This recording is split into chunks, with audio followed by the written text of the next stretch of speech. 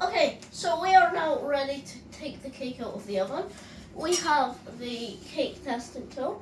It's been an hour now, so we are now ready to take it out of the oven.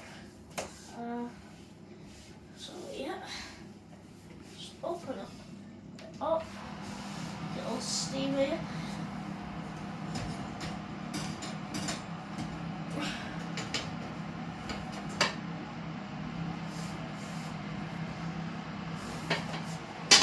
Right, that is it out of the oven.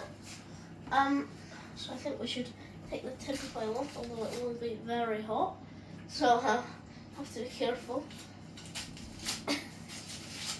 This is surprisingly difficult. And there we go, our first look at the cake.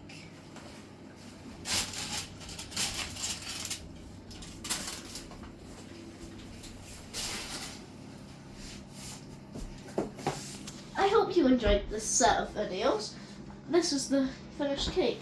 If you would like to see the taste test, please leave a like and subscribe and tune in tomorrow to see me taste the banana loaf. That's enough from me. Bye.